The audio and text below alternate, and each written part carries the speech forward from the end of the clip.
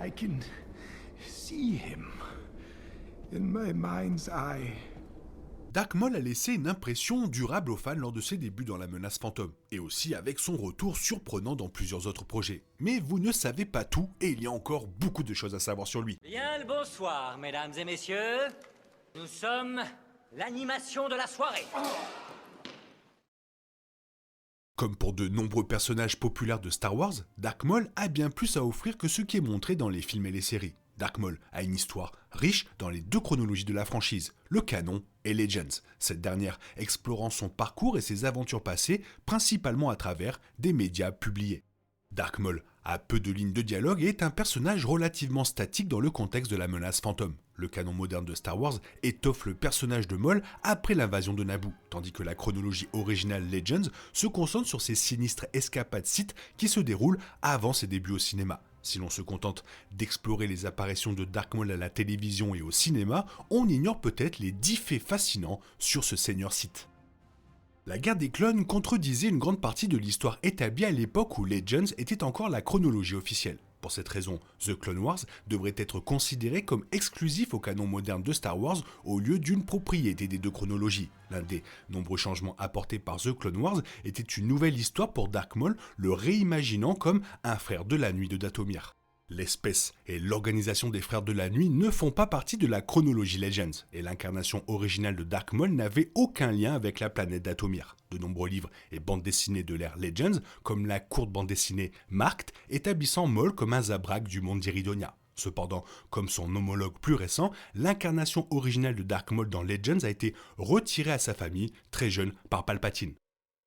L'arme emblématique de Dark Maul est un sabre laser à double lame, qui a une riche histoire dans la franchise Star Wars qui, de manière fascinante, précède la menace fantôme. Le sabre laser à double lame a fait ses débuts dans les bandes dessinées Les Contes des Jedi en tant qu'arme emblématique du redoutable seigneur Sith Exar Kun, qui a construit l'arme sur la base d'un ancien modèle Sith. Dans l'univers, plusieurs facteurs ont inspiré l'adoption par Dark Maul du sabre laser à double lame comme arme emblématique. Maul s'est inspiré non seulement des armes des anciens Sith comme Exar Kun, mais aussi des guerriers Zabrak d'Iridonia, qui utilisaient des épées à double lame connues sous le nom de Zabokas. Mais plus que tout, Dark Maul a modifié son sabre laser Sith original en une arme à double lame pour prendre l'avantage sur son rival, le grand maître Jedi à la retraite, Cielo Ur Manka, qui vivait dans la solitude dans le système Gentares, comme le montre une courte bande dessinée. Le vaisseau spatial de Dark Maul, l'infiltrator Sith sur mesure connu sous le nom de Scimitar, n'apparaît que brièvement dans la menace fantôme. Le vaisseau est saturé d'énergie du côté obscur, ce qui a notamment tenté le maître Jedi et pilote de renom Sasé Sithin suite à l'invasion de Naboo. À juste titre, le design du mystérieux vaisseau s'inspire de celui d'un ancien vaisseau Sith, le Valkyne. Le Valkyne était le vaisseau personnel de Dark Bane, le dernier seigneur Sith de la confrérie des ténèbres et le créateur de la règle de 2, qu'il a utilisé pour revitaliser l'ordre Sith et créer une dynastie qui a duré un millénaire et a inclus Dark Maul. Le scimitar a un design similaire à celui du Valkyne, ayant été conçu par Dark Tenebrous et transmis à Dark Plagueis, Dark Sidious et enfin Dark Maul. Le Valkyne servira également d'inspiration pour le TIE Advance X1 et les Imperial TIE Bombers de Dark Vador. Dans les chronologies Canon et Legends, le scimitar retombe entre les mains de Palpatine après les événements de la menace fantôme. Bien que le navire n'apparaisse plus dans Legends, il continue de jouer un rôle dans la chronologie canon moderne. Une telle apparition indique que le navire a failli apparaître dans The Clone Wars. Les bandes dessinées Dark Maul, fils de Dathomir, sont basées sur des scripts pour les arcs narratifs de The Clone Wars qui n'ont finalement pas été animés ni diffusés. Les histoires ont cependant été canonisées dans la chronologie moderne grâce à des projets comme Fils de Dathomir. Dans le 4e numéro de la série, Palpatine, dans le rôle de Dark Sidious, et le général Grievous pilotent le scimitar jusqu'à Dathomir pour combattre Maul et Mère Talzin, en utilisant l'ancien vaisseau de Maul contre lui. Le scimitar reviendra plus tard dans la série de bande dessinée Lando. Alors qu'une grande partie de la vie de Dark Plagueis dans le canon moderne de Star Wars est entourée de mystères, l'histoire du seigneur Moon Sith est explorée en détail dans le roman Dark Plagueis qui se déroule dans la chronologie Legends. De manière fascinante, Dark Plagueis est vivant pendant la plupart des événements de la menace fantôme, Palpatine assassinant son maître après être devenu chancelier suprême de la République galactique, rendant la mort de Plagueis à peu près simultanée à la victoire de la reine Amidala sur Naboo. Cela signifie également que la seigneurie Sith de Dark Maul a enfreint la règle de 2. Comme révélé dans Dark Plagueis, Palpatine et Plagueis étaient conscients que la formation et la seigneurie de Maul enfreignaient la doctrine sacrée de Darkbane, mais les deux seigneurs des ténèbres étaient de toute façon en train d'éliminer progressivement la règle de 2, la considérant comme ayant rempli son objectif avec les Sith, si proche de détruire les Jedi et la République. De plus, Dark Maul était fonctionnellement plus un assassin Sith qu'un véritable seigneur noir des Sith, Plagueis et Palpatine le considérant comme un pion remplaçable, quoique d'élite.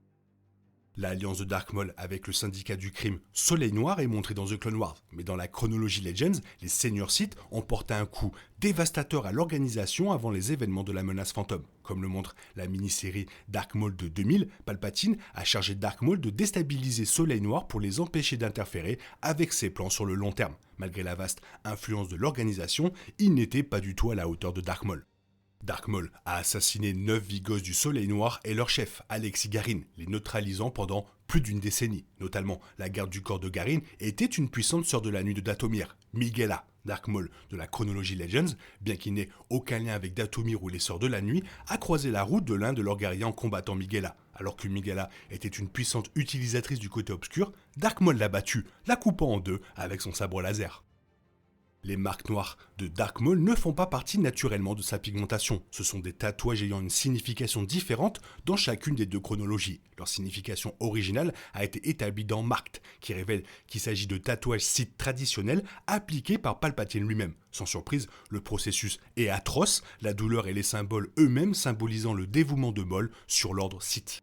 Avec le nouveau parcours de Dark Maul dans le canon moderne en tant que frère de la nuit, une nouvelle origine pour ces tatouages est apparue. Mère Talzin, la mère de Maul, les a appliqués lorsque Maul n'était qu'un bébé. Ces tatouages ont été trouvés sur tous les frères de la nuit, y compris les frères et sœurs de Maul, Savage Opress et Feral. Même en devenant Seigneur Sith, Palpatine a laissé Maul garder les tatouages, et donc un rappel de son monde natal.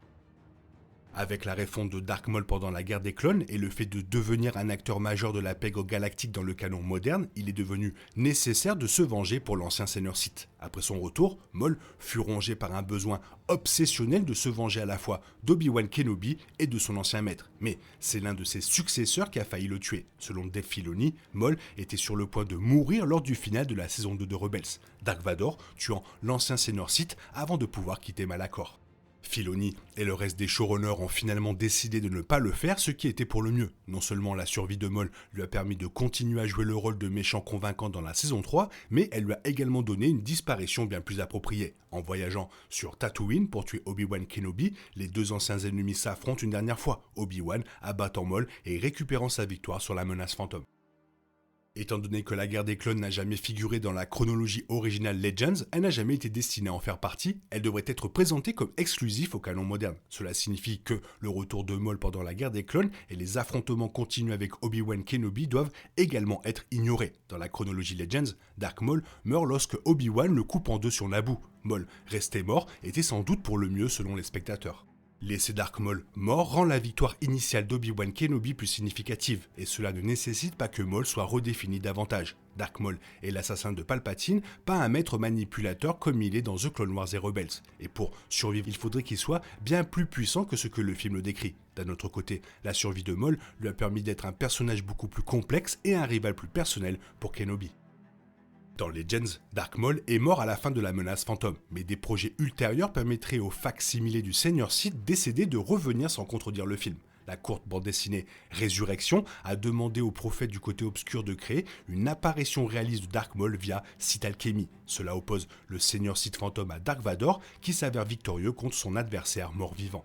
Dans la courte bande dessinée Phantom Menace, le scientifique Zabrak Drellkampf a créé une autre copie de Dark Maul, combinant une reconstitution du système nerveux du Seigneur Sith mort avec un hologramme avancé à l'état solide et utilisant la monstruosité pour terroriser le peuple d'Iridonia quelque temps après l'établissement de la Nouvelle République. Luke Skywalker, après une brève rencontre avec la copie de Dark Maul, a détruit le rapprochement de son système nerveux, mettant ainsi fin à son histoire dans Legends. Voilà, ça faisait quand même pas mal de choses à savoir sur Dark Maul. Toi, qu'est-ce que tu en penses? Qu'est-ce que tu as à rajouter? N'hésite pas à le faire dans la zone commentaire. Sinon, il est temps pour toi de reprendre le cours normal de ta vie. On se retrouve bientôt pour une nouvelle vidéo. Bisous, bisous, bye bye, que la force soit avec toi. Oh yeah, we want retribution.